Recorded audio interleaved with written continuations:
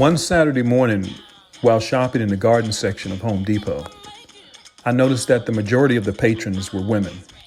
Let me be clear, I don't mean shopping for flowers and plants. I'm talking about a lot of the big stuff. Carts of topsoil, mulch, grass seed fertilizer, lawnmowers. I came home and told my wife, I said, honey, if only the trailblazers of the women's suffrage movement could see what women are doing today, they would probably do backflips while standing in place. A single woman prior to the 90s was often perceived by society as being defective merchandise. As a result, she often became exclusive with someone that was more of, let's say, an acquired taste, in lieu of remaining steadfast to her value and belief system. There are a growing number of women, professional women, who have come to realize that they have always worn the crown of humanity and refuse to capitulate to inadequacies of some male prospects. The changes in love covenants have given birth to a woman who has no interest in going back to the often oppressive, marginalized, and disenfranchised lifestyle that inhibited cerebral growth. It was never about the merchandise, but more about the customers. The tipping point, and what I believe, is when women begin to understand that there's a distinct difference in being alone versus being lonely. And that has arrived. The feeling of being lonely is often a psychological and chemical imbalance, but being alone is just more of a social designation. Women of today are watching YouTube, how-to books, learning how to execute projects around the home and adapting to alternative lifestyles. Frustration of women being abused and cheated on countless times over the years has caused many women to no longer trust the process and rather be alone. Many others have chosen to be more patient and selective when evaluating potential prospects. Don't get me wrong. I believe we are all wired to seek companionship, to support propagation. But what are they supposed to do when the pool of potential prospects are often navigating off obsolete love covenants? As a man who has studied the subject as an attempt to really better myself over the last 25 years, allows me to try and empathize to what some of the communication failures may be. One thing about me is that I never talk about things I don't practice. I've disclosed my top 5 here for my brothers in support, but truly not to scold. Number 1, the professional woman does not need a man's money, but she prefers that you have some investments or at least some reserves so that you're not purging her valuable resources. She wants you to demonstrate that you know the difference between wealth and income. See, wealth is more about what you save. Income is more about what you earn. Don't get confused.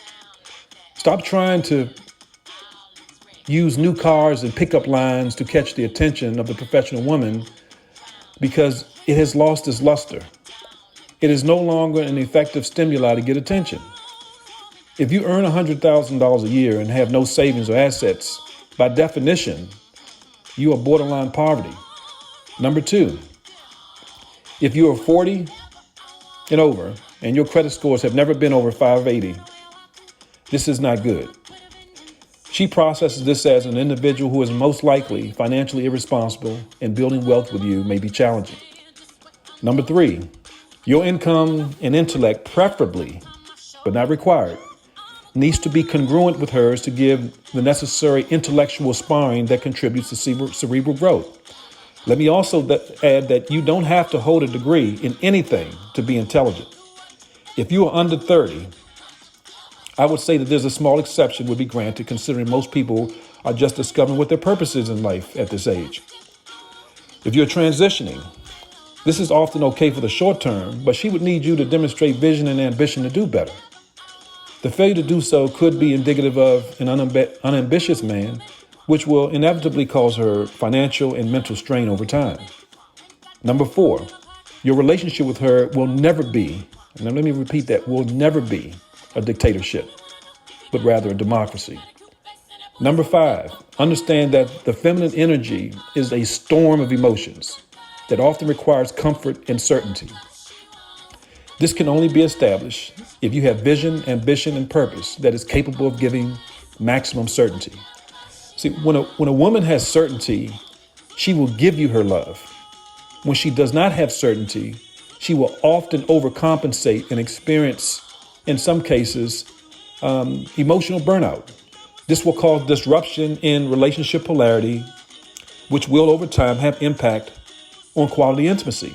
And if any of you looking at any of my old blogs, I always say that relationships don't end because of the lack of love.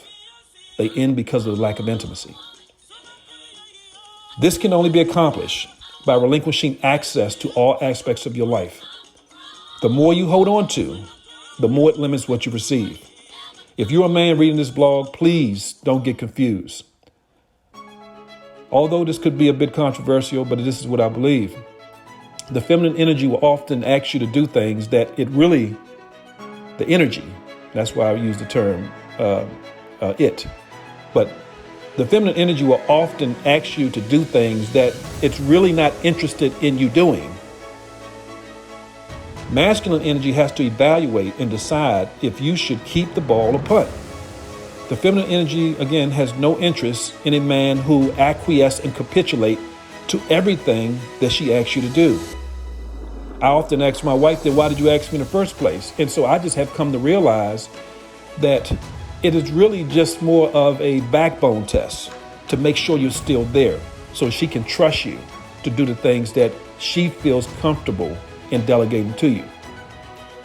I want to thank you for listening to this audio blog for this Sunday. I look forward to many more. Website is author.edwardcunningham.com. Please